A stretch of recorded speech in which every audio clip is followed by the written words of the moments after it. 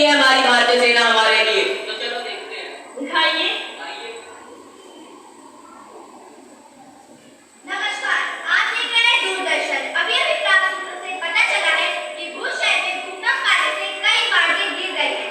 जैसे कि आप पीछे देख सकते हैं कि 21 लोगों की मृत्यु हो चुकी है तथा 240 लोग घायल हैं। आप बने रहिए दूरदर्शन पर। धन्यवाद।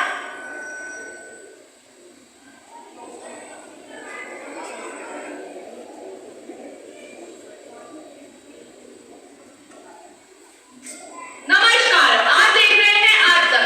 जैसा कि आप मेरे पीछे देख सकते हैं, शहर में दंगे फसाद बढ़ गए हैं। स्थिति पुलिस के नियंत्रण से बाहर हो गई है और भारतीय फौज ने अपनी कमान संभाल ली है। बच्ची बोलबेल में गिर गई। इसे कोई तो बचाओ, इसे कोई तो बचाओ। अरे बच्ची को बोलबेल में से निकालो। कोई मजाक की बात है क्या? हमसे नहीं हो पाएगा।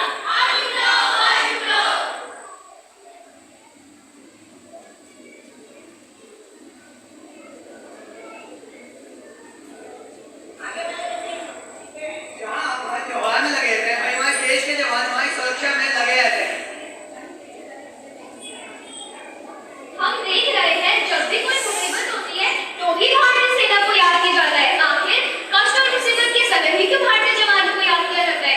क्यों? आखिर क्यों? हम सब कहते हैं यहाँ मेरा देश है, मेरा मुल्क, पर क्या मुसीबत के समय हमारी कोई जिम्मेदारी नहीं? क्यों है मुसीबत के समय हम अपने देश की फौज का इंतजार करते हैं? क्या हमने कभी उनकी जिंदगी के बारे में जानने की कोशिश की है? पूरी दिवाली पर भी नहीं रुकते। क्यों समय नहीं पाते अपने परिवार को? ना हकीकत का और ना समय, बस बुला देखा था सड़क पर। जब भी हमारे वीर जवान घर से बाहर निकलते हैं तो उन्हें यह नहीं पता होता कि वो घर कब वापस आएंगे। सिर पर दोपहर में कर निकलते हैं, न मनाते हैं खुशियां, न मनाते हैं खुशियां, न मनाते हैं गम। अगर तिरंगा ना फहरा सके तो तिरंगे में लिपट जाते हैं। भाइयों, क्या आपने विक्रम बत्रा और विक्रम सिंह का नाम सुना है? 26 जुलाई 1999 के युद्ध में अपने साथियों को बचाने के लिए उन्होंने दुश्मन की गोली अपने सीने में ले ली थी। ये दोनों अकेले नहीं थे जिन्होंने कारगिल युद्ध में शहादत दी। ऐसे कई सारे सिपाही थे जिन्होंने हमें यह जीत दिलाई।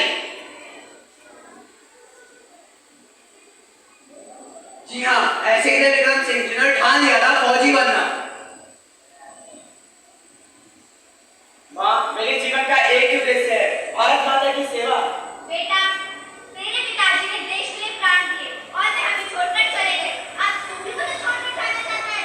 माँ, जिस तरह तू मेरी माँ है उसी तरह ये धरती भी मेरी माँ है और दुश्मनों ने इस धरती को खून से रंग दिया है और अब बदला लेने की बारी हमारी है। ठीक है बेटा, मेरा आशीर्वाद तेरे साथ है।